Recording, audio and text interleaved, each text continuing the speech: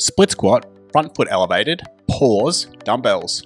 The front foot elevated split squat is one of my favourite unilateral lower body exercises. It offers many benefits including structural balance, knee health, hip flexibility, ankle flexibility, and lower body strength gains. In this variation, we're adding a pause at the bottom of each rep to improve strength and range of motion in the split squat.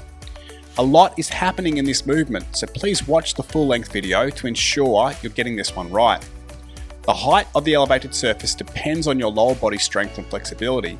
The lower the elevation, the greater the strength and flexibility demands. In this video, you'll notice the palms are facing forward.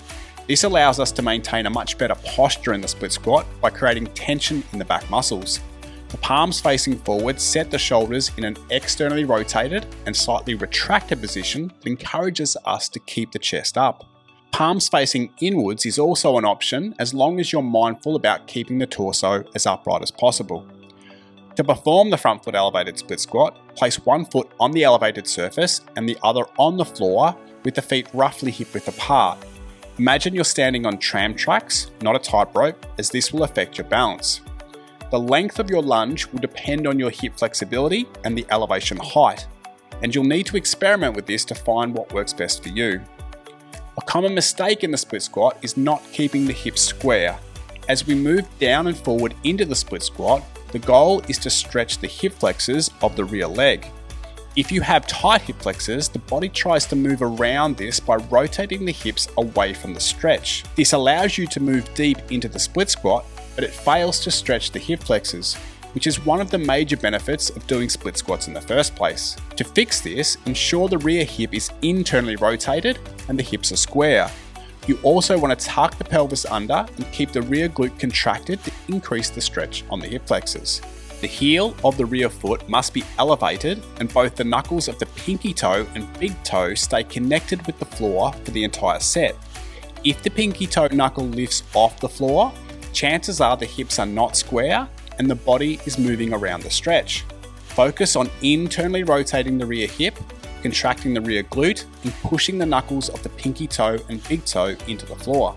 From the top of the split squat, the movement is both forward and down simultaneously, with the intention of pushing the front knee over the toes.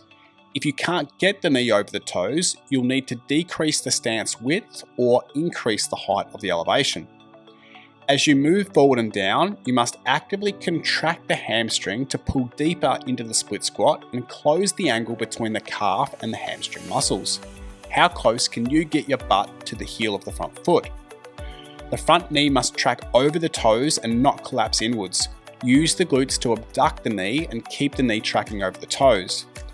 At the bottom of the movement, the heel of the front foot stays connected to the elevated surface. You want to aim to keep the torso as upright as possible and feel a deep stretch in the front of the rear hip. If you can't feel the stretch, extend the back knee and keep the rear leg as straight as possible. The flexibility of your hip flexors will dictate the level of knee bend in the rear leg. Once at the bottom, pause for the prescribed time, anywhere from 3 to 10 seconds. While in the pause, check to make sure your front knee is over the toes, the knee isn't collapsing inwards, the heel of the front foot is flat on the elevated surface, your torso is upright, the back leg is as straight as possible, the hips are square, the heel of the rear foot is off the floor, the rear hip is internally rotated, and the knuckles of the big toe and pinky toe of the rear foot are pushing into the floor. After holding the pause, reverse the movement by moving back and up simultaneously to fully extend the front knee and return to the starting position. Use the breath to help stabilize the movement as you move down and forward.